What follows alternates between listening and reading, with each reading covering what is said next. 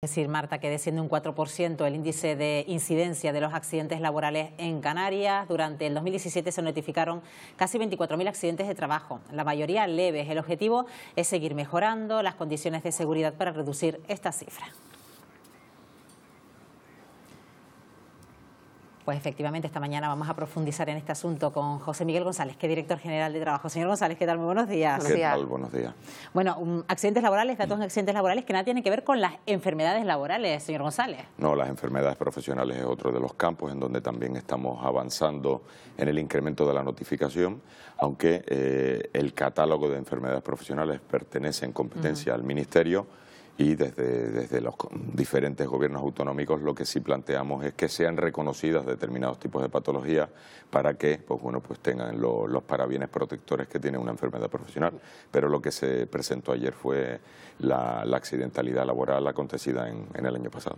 Porque los datos que se presentaron ayer, que corresponden al año 2017, reflejan cifras que, si bien no son malas, tienen sus matices y hay que trabajar, y es lo que pretendían ayer haciéndolas públicas, ¿no? Lo primero que hay que ser honestos es a la hora de considerar que casi 24.000 accidentes laborales con baja en jornada de trabajo son muchos.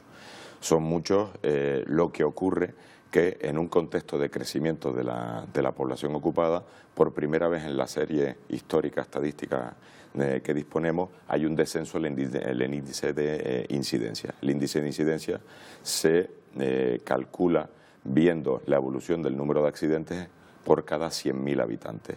Bueno, pues en todos los sectores económicos ha disminuido dicho índice, pese a que de forma neta, tanto en el sector de la construcción como en el sector servicios, sí se han incrementado la accidentalidad. No así, y por fortuna, en el sector de la agricultura, el primario y el industrial, en donde han descendido. Eso, repito, en aquellas economías, en aquellas regiones con una cultura preventiva mejorable, normalmente suele ser cíclico, es decir, a mayor personas ocupadas, mayor probabilidad de riesgo y mayor accidentabilidad. Por cuestión de porcentajes. Claro, pero eso no tendría por qué ser así. Es decir, en las sociedades en donde la cultura preventiva está muy bien implantada, está desestacionalizada. Es decir, tienes un nivel de riesgo de tu estructura económica que es independiente del nivel de ocupación. Bueno, el dato lo hemos querido resaltar no porque sea algo muy puntual, sino porque en el último cuatrimestre, desde el mes de septiembre, hemos detectado ese descenso del índice de incidencia.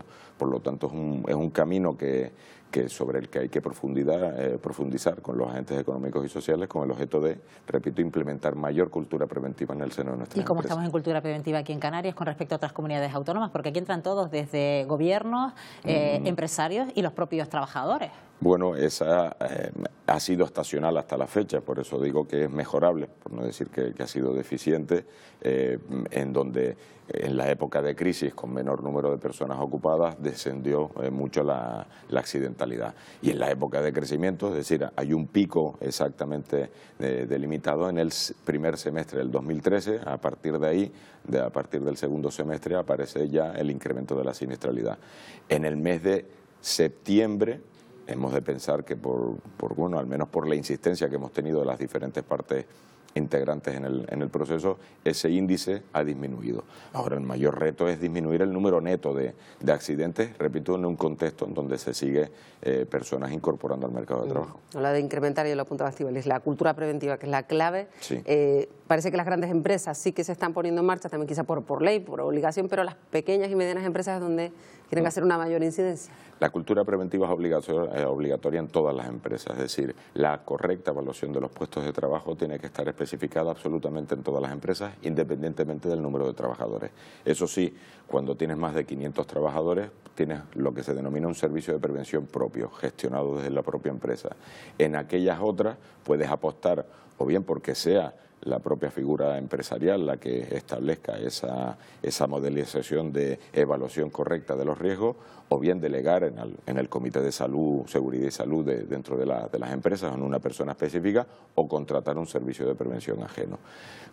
Bueno, esas circunstancias hacen que nosotros, cuando entremos a trabajar dentro de un puesto de trabajo, necesitemos conocer cuál es la evaluación de nuestros puestos de riesgo de puestos de trabajo. ¿Por qué? Porque primero hay que radiografiar a los riesgos a los que estamos expuestos, eliminar aquellos todos posibles, los que sean eliminables, y aquellos en donde no sean eliminables, minimizar su impacto sobre nuestra salud. Y eso es obligatorio en todas las empresas. Por eso también desde la Inspección de Trabajo vamos a incidir no solo en el análisis de la accidentalidad, por graves y mortales siempre hacemos el expediente investigatorio con el objeto de conocer la casuística, sino también en los leves y sobre todo en la reincidencia. Bien, aunque sean leves, si hay una reincidencia, procedemos también a investigar los mismos con el objeto de eliminar el riesgo, que si es eliminable desde el punto de vista de una simple notificación a la empresa diciendo que tiene que corregir esa medida, se corrige, y si no se corrigiera, pues aparece ya el listado de sanciones correspondientes. ¿Y cómo influye también un aumento de la accidentalidad, señor González, en el hecho de los contratos a tiempo parcial, de esos contratos por horas, donde el empleado no tiene capacidad de formación en prevención de riesgos laborales, también esa excesiva rotación de trabajadores que se puede producir en una empresa? Bueno, la formación en riesgos laborales es una formación básica que todos los trabajadores y trabajadoras deben tener. Nosotros estamos haciendo pues bueno, una amplia batería de cursos formativos para las plantillas, pero también, lo más importante, hemos establecido contactos y los vamos a seguir manteniendo, formación específica para directores de recursos humanos, es decir, los gestores dentro de las empresas de establecer la implementación de la cultura preventiva. Bueno, pues toda esa caldo de cultivo pues ha de generar que el aspecto de la prevención de riesgo dentro de nuestras empresas no sea un apéndice obligatorio que debe aparecer en el convenio colectivo porque es emanado del Estatuto de los Trabajadores, sino que sea algo en donde realmente lo pongamos a la misma altura que la tabla salarial dentro de nuestro propio convenio. Precisamente el jueves se reunía la mesa de la concertación social con todos los agentes sociales y se trazó también la estrategia canaria de seguridad laboral, concretamente, que es uno de los objetivos para ir mejorando paso a paso ya claro, a la vista un poco más larga. Sí, uno de los documentos que se firmó dentro de la concertación social entre gobierno, patronal y sindicatos más representativos, pues era la estrategia canaria por la salud y seguridad en vigor hasta 2020. Bueno, pues eso, en base a diagnósticos, se establecen una serie de objetivos generales, que es la implementación de la cultura preventiva, la disminución objetiva de la accidentalidad, y después se va desmembrando en objetivos más específicos, en donde se establece pues bueno, la vigilancia de la salud en determinados tipos de prevalencia. Los datos, por ejemplo, que dimos ayer es el dato bruto. Ahora estamos procediendo a investigar y analizar cada uno de ellos por separado, con el objeto de volver al lugar en donde se originó la incidencia y subsanarla en su caso. Bueno, también en esos datos se hacía alusión al aumento también de los siniestros en itinere. ¿Cómo se explica este aumento en estos siniestros? También los trabajadores ya tienen más conocimiento de que, por ejemplo, los desplazamientos de casa al trabajo, de trabajo a casa, también tienen que ser notificados como tal, como siniestros, como accidentes laborales. Sí, de oficio, sobre todo de oficio hay que hacerlo, es decir, si es el trayecto habitual. Y ha habido una disminución, no obstante, de los accidentes en itinere. Lo que ocurre es que bueno, las circunstancias de un mayor número de personas moviéndose, yendo y viniendo de su trabajo, pues genera un campo probabilístico en donde la incidencia puede incrementarse.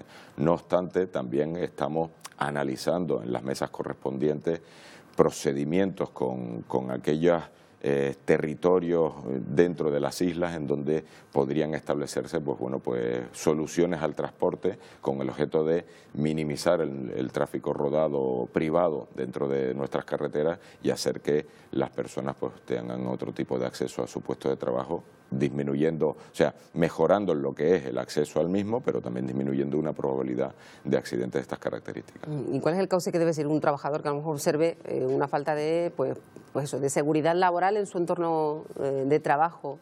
¿Hay posibilidad de hacer denuncias al margen de comunicar solo a la propia empresa? ¿Es la Dirección General de Trabajo el organismo a donde Sí, por supuesto, es decir, hay varios estadios en donde lo primero que tienes que dirigirte es a tu propia empresa solicitando la evaluación de tu puesto de trabajo. la evaluación de riesgos de tu puesto de trabajo. Cuando, algo muy anecdotario, cuando nos hacen un reconocimiento médico, lo primero que hay que solicitarle al facultativo es si conoce la evaluación de riesgos de nuestros puestos de trabajo, porque en relación a esos riesgos tendrá que ser mi evaluación médica al respecto.